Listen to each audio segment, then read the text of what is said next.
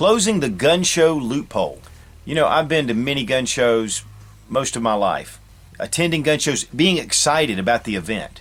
Going somewhere where there's a lot of people there that are like-minded, that love to collect firearms, that are concerned about self-defense and their own safety, and willing to take the responsibility to stand up, not only for themselves, but for their neighbors and their neighborhood and their communities.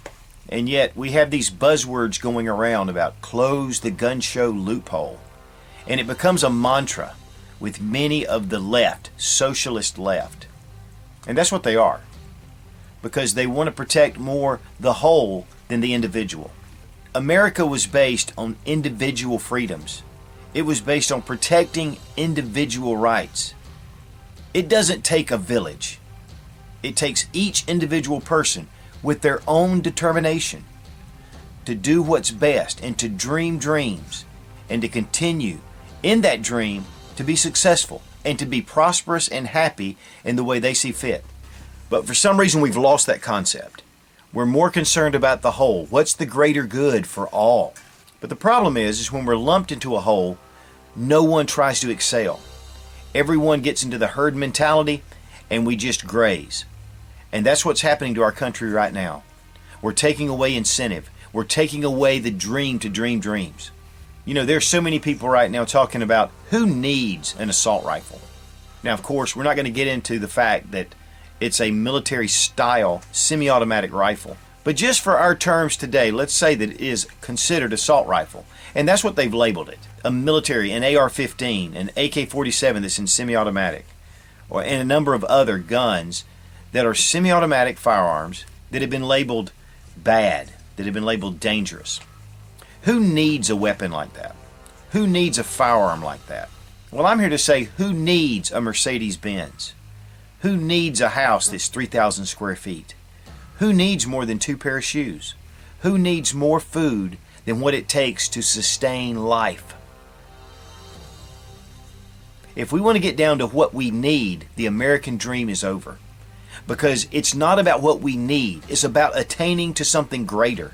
It's to taking your passions and to moving them to the extreme and to enjoy those things as long as it stays within the bounds of the law and even more importantly, the bounds of our constitutional rights. And that's what's made America so great, is being able to stand on those freedoms, those individual rights of life, liberty. And, you know, originally it wasn't the pursuit of happiness, but it was property. I have property. This is a Glock 33 round magazine. This is my property. You know, a lot of this property that we have is in danger. It's in danger by our elected officials, our public servants, those that we've elected and sent to Washington or sent to even our state governments and our city governments. And they're trying to tell us what is better for us. They know better. They know what we need, and they're going to tell us what we don't need. And what we don't need, they're going to legislate, and sooner or later, they're going to take it away from us. There was a time when Americans were very careful with their privacy. That was a very important thing. In fact, none of your business. Does that ring a bell to some people? And the problem is unless I break a law, it's none of your business what I own. If I'm allowed in the law to own certain things, it's none of your concern. It's none of your affair. But the problem is we've gotten into that herd mentality. And that herd mentality destroys individual freedoms. It destroys success, and it destroys the American dream. There is something very wrong with the way things are being done today. We've steered so far away from our original course, and we had better get back to protecting individual rights, individual freedom, or America is lost as a wonder and a great nation, a beacon of freedom and of liberty and of hope and of justice. We're beginning to cram this all together into this herd mentality that private property is not important. What you need is going to be dictated by the federal government and by your state government and your county governments. It's time to say enough is enough. We take personal responsibility for our actions. But when you pass 12,000 new bills, it's very difficult to stay within the law. You know, many people ask about why I say long live the Republic. Don't we live in a democracy? Are you a Republican? People have no concept of the Constitution and the reason that our founding fathers set things up the way they did. Ancient Greece was a democracy. And because it was a democracy, any little thing that came about, any emotional issue, anything that was the winds of change stirred around, and the masses would begin to vote for that passion, for that problem. And they would legislate things in that manner. And what happened was it became mob rule. The Roman government had a republic. And while it was not perfect, a lot of the way our government is set up is according to that republic. And it's a rule of law. We go by laws of the land. And we govern ourselves by those laws. A democracy is two wolves and a sheep sitting down and voting for who's for dinner. I think we know the outcome of that. The republic will protect individual rights. Even though you're standing against a majority, because the law states a certain thing, we stay within the law. And that's the whole thing of the Second Amendment. It is the law of the land, the Second Amendment. What part of do not infringe do they not understand? They are infringing in every area. Right now, there are 13 bills in Congress, in the House, that have been introduced since the first of the year that are pending, that are going to take away freedoms and take away our Second Amendment rights in some form or fashion. One of those things that's really critical is, why do I need a 33-round Glock magazine? Well, that's because I like to shoot, and I like to shoot a lot. And I need a 33-round magazine. But you know what the real reason I have a 33-round magazine is? Is because I need to defend my freedoms. And I need to defend my community and my country. And I want to do that with the best equipment and the most efficiency that I can gain with my firearms. Same reason I need a 30-round magazine for my AR-15 is because if I have a 5-round magazine or a 10-round magazine, I am lessening my effectiveness. And really, it doesn't come down to me needing to explain anything. But to be honest with you, I have no responsibility to tell you why I want or need this magazine. In fact, it's none of your business. Unfortunately, we have a lot of members of Congress and the Senate that really believe that the Second Amendment is what it says, but yet they're willing to compromise these freedoms for some kind of greater good. Listen, you can't compromise a basic right. You can't compromise a basic principle of freedom. And that means that we should be able to arm ourselves and to stand against those that would come against us, enemies foreign and domestic. For you to take away that right is criminal. And to be honest with you, they should be charged with treason. You know, there are all kind of background checks that they want. There's all kind of even more enhancement to the system of security. Big Brother is out there and he is watching. And I want to encourage each of you to maybe go out and read the book, 1984. It is really bone-chilling to see. And the way the news media is changing things. If you watch the Sandy Hook shootings, you watched a story unfold, then change, and then change again, and then change again. Even being documented on video, just like the shooting in Oregon at the mall.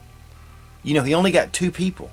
But the one thing you didn't hear was the reason why he stopped was because there was a concealed carry holder that drew a gun on him.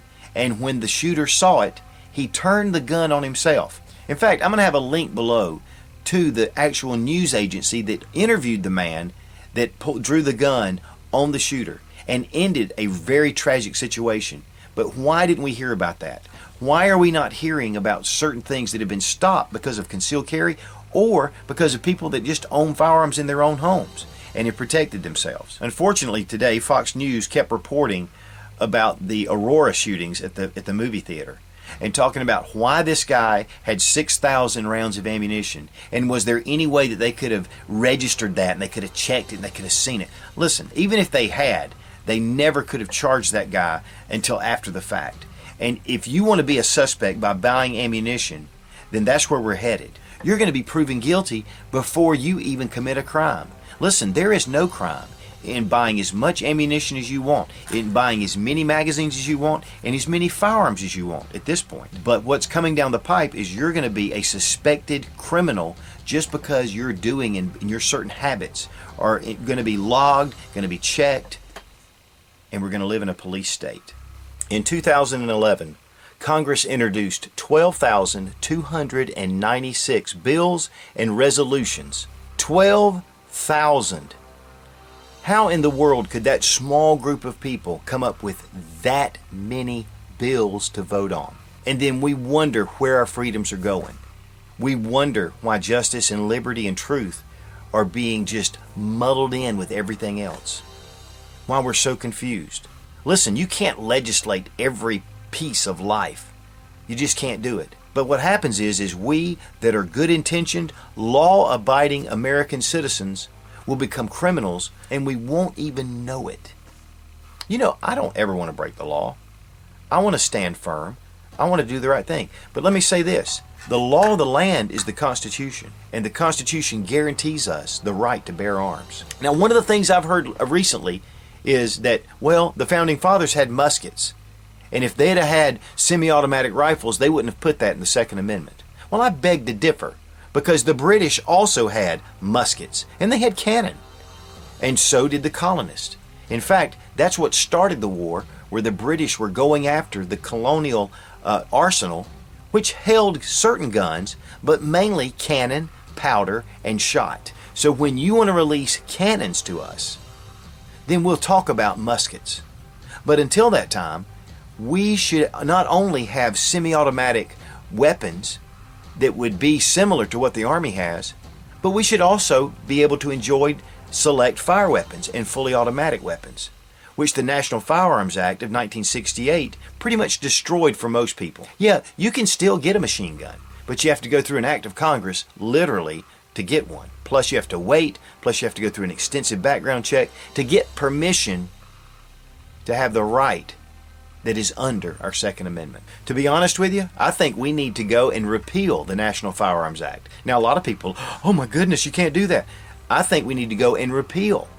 I think we need to go on the offensive. You know what? We're on the defensive so much here lately. There's so many bills coming at us. We need to turn the tables around and introduce legislation that will restore our freedoms to its fullest extent. Now, I'm a concealed carry holder.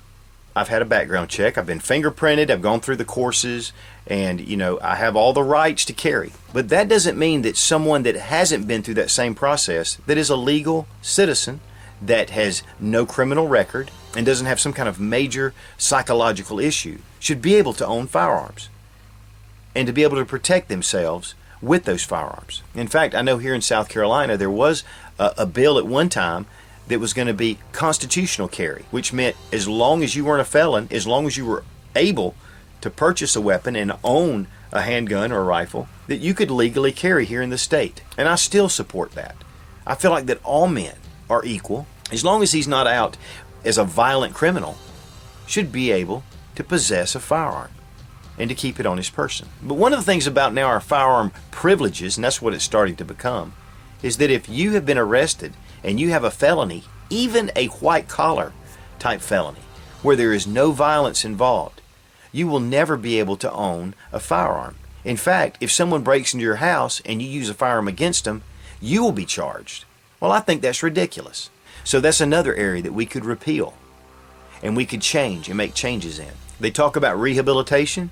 Let's really rehabilitate people. Let's restore their rights to vote, their rights for firearm ownership, their freedom of speech, and all the other rights that are guaranteed in our Constitution. So the next time someone asks you, why do you need an assault rifle? Why do you need a 30-round magazine? Why do you need a 33-round magazine for your Glock? The next time someone asks you, why do you need an assault rifle?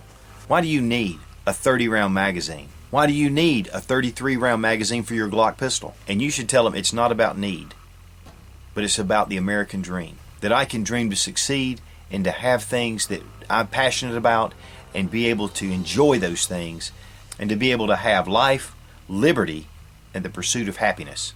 Because it's getting to the point that if you drive a certain car that uses so much gas, or if you wear certain clothes, or if you eat too much, or you smoke, or you do a lot of other things, the government is going to tell you that it's not any good because it's for the greater good. What's the greater good? It's what's good for each and every individual to protect our rights, the rights that God gave us, but that the Constitution protects. That is what I need. And furthermore, it's none of your business what I need. That's my business. Be strong. Be of good courage. God bless America. Long live the Republic.